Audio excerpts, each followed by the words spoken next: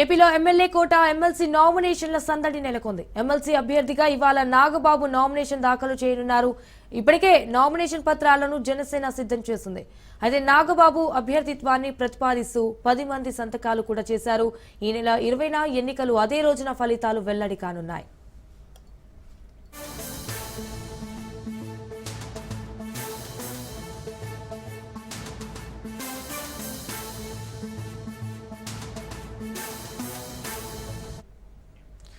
ఏపీలో ఎమ్మెల్యే కోట ఎమ్మెల్సీ నామినేషన్ల సందడి నెలకొంది. ఎమ్మెల్సీ అభ్యర్థిగా ఇవాళ నాగబాబు నామినేషన్ దాఖలు చేయనున్నారు. సో ఇప్పటికే నామినేషన్ పత్రాలను జనసేన సిద్ధం చేసింది. ఇటు నాగబాబు అభ్యర్థిత్వాన్ని ప్రతిపాదిస్తూ 10 మంది సంతకాలు కూడా చేశారు. ఈ నెల 20న ఎన్నికలు, అదే రోజున ఫలితాలు వెల్లడి కానున్నాయి.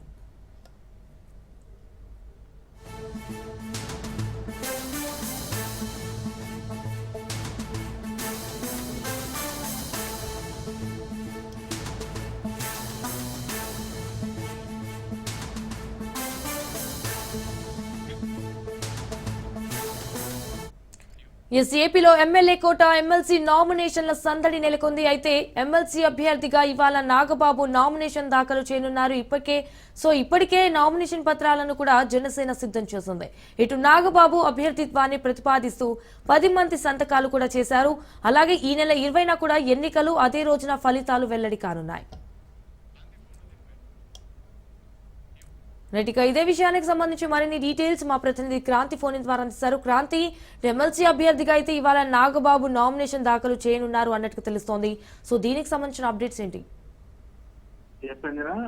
ఈ రోజు ఎమ్మెల్సీ అభ్యర్థిగా కొనిదెల నాగబాబు నామినేషన్ దాఖలు చేయనున్నారు. అయితే ఇప్పటికే ఎమ్మెల్యే కోటాకి సంబంధించిన ఎమ్మెల్సీకి సంబంధించి జనసేనకి ఒకటి కేటాయించారు. దానిలో భాగంగానే జనసేన అధ్యక్షుడు పవన్ కళ్యాణ్ నాగబాబు పేరుని అధికారికంగా ఖరారు చేయడంతో నిన్న నామినేషన్ కి సంబంధించిన పత్రాలు రెడీ చేయడం జరిగింది. ఈ రోజు నామినేషన్ దాఖలు చేస్తారు. ఇక శాసనసభ్యుల కోటలో నిర్వహించే ఎమ్మెల్సీ ఎన్నికలకు సంబంధించి కూటమిలో భాగంగా జనసేన అభ్యర్థిగా నాగబాబు ఈ రోజు నామినేషన్లు అయితే వేయనున్నారు. జనసేన అధ్యక్షుడు పవన్ కళ్యాణ్ సంబంధించి ఆదేశాల అనుగుణంగానే ఇప్పటికే నామినేషన్ పత్రాలు కార్యాలయంలో సిద్ధమయ్యాయి. నాగబాబు అభ్యర్థిత్వాన్ని ప్రతిపాదిస్తూ 10 మంది శాసనసభ్యులు ఆ నామినేషన్ పత్రాల సంతకాలు అయితే చేయడం జరిగింది. దానిలో రాష్ట్ర పౌర సరఫరాల శాఖ మంత్రి నాదెళ్ల మనోహర్ తో పాటు ఎమ్మెల్యేలు మండల బుద్ధప్రసాద్, లోకం నాగం మాధవి, ఆరణ శ్రీనివాసులు, పంచగల రమేష్ బాబు, సుందరపు విజయ్ కుమార్, పచ్చమట్ల ధర్మరాజు, అరవ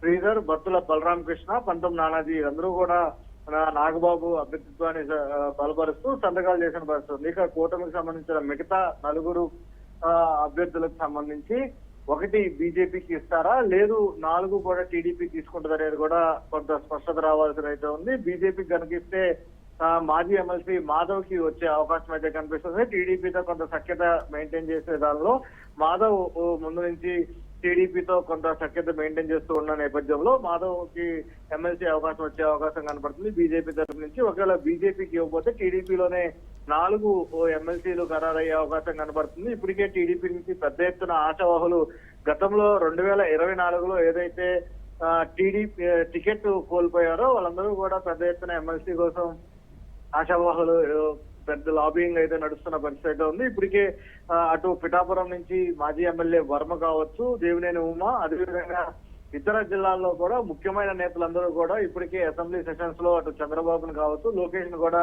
కలుస్తున్న పరిస్థితి అయితే ఉంది. ఈ నేపథ్యంలోనే కూటమికి సంబంధించి జనసేన తరఫున కేటాయించిన ఎమ్మెల్సీ అభ్యర్థి ఖరారైన నేపథ్యంలో ఇక టీడీపీకి, బీజేపీకి సంబంధించి ఖరారయ్యాల్సిన అవకాశం అయితే ఉంది. Sanjana. Right, Kranti, thank you for the updates.